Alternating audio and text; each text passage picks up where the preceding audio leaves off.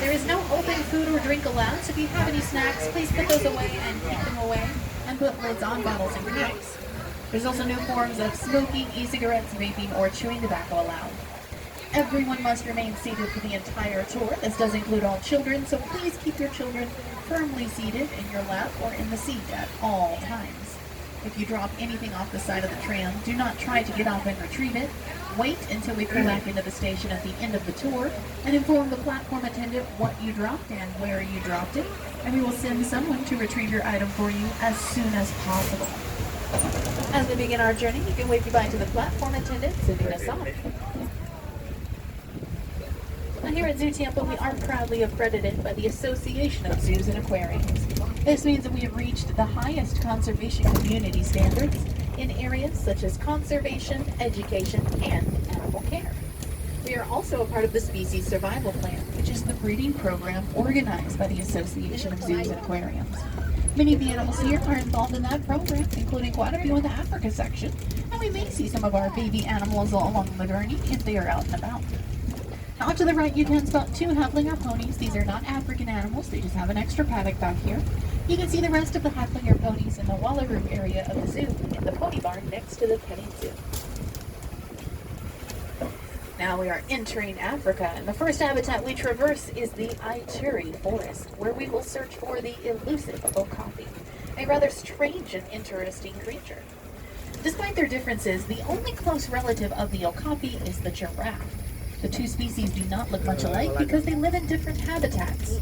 Okapis are shy and live in dense dark forest areas, so they need darker camouflage to blend in and hide. Giraffes, on the other hand, live out in the open on the Serengeti Plains.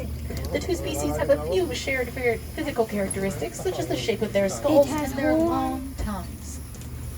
Up next, we're going to spot the African painted dogs.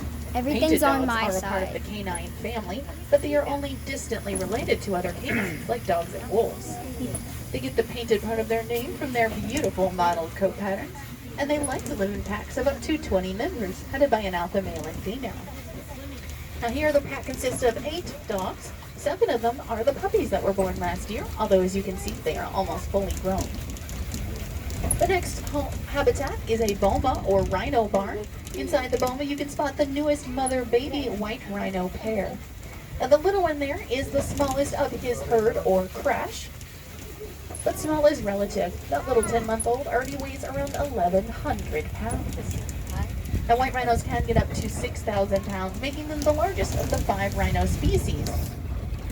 And rhino horns are made out of keratin, which is not the same thing as elephant tusk ivory. It is actually the same protein our hair and fingernails are made out Looks like a of. lot of poop. Their horns continuously grow, and they file them down on trees and boulders to whatever shape they want them to be, which is why each rhino has uniquely shaped horns. Now the crash of white rhinos shares their home with the Grevy zebra herd. The herd also has a 10-month-old baby boy, Grevy Bull. He's the smallest of the 3 up there. Now, Grevy zebras are the largest and the most endangered of the 3 zebra species. They have thin stripes and white underbellies, while other zebra species have thicker stripes or stripes that continue further down over the stomach. Like human fingerprints, each zebra has a unique stripe pattern, so you'll never find 2 that look exactly alike. Now coming up next to the right and left hand sides, we are going to spot the African bush elephants. Largest of the land animals, they can weigh up to 14,000 pounds. But despite their large size, when elephants walk, they don't make any noise and they don't leave any footprints. Now there's 1 elephant to the right and 5 elephants to the left, including the 2 little ones who are 5 and 6 years old. Those elephants on the left are sharing their home with 2 species of antelopes. The lighter colored antelopes are Nile lechways, and I see a giraffe. one is a I see your Kenyan giraffe. koala. We can go and see it. Now off in the distance on the left, you can also see 2 giraffes out on their habitat. They share that area with another species of zebra called the Hartman zebra. But the best way to see out there is from the African walking path, as it does get you much closer to that habitat. Now over here to the left, we are going to pass by the elephant night barn. And then behind the barn, we are going to enter the Jack Arlene Foundation Animal Care Campus, which is the main area for the behind-the-scenes zoological happenings. Now, the campus includes the Team and Cotton Animal Care Annex, the Veterinary Hospital, and the Animal Nutrition Center.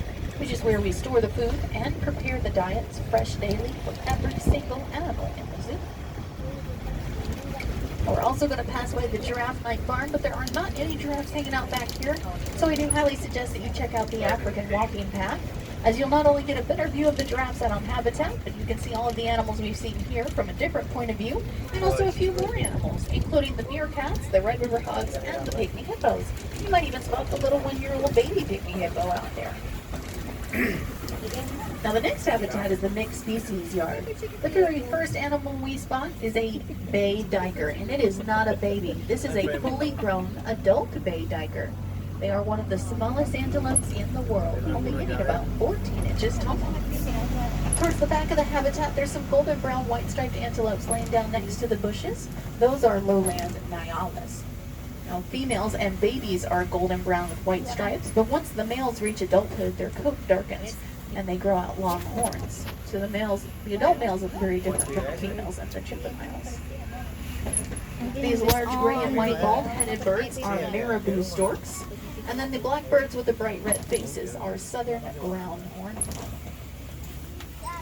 Next, we are going to travel to a chain of islands off the east coast of Africa called the Aldabra Atoll, and here we will encounter the Aldabra tortoises, the second largest tortoise species in the world, usually getting up to about 500 pounds. Now, as tortoises, they are land reptiles and have flat feet for walking on land. This is the difference between tortoises and turtles. Turtles live in the water and have fins or webbed toes.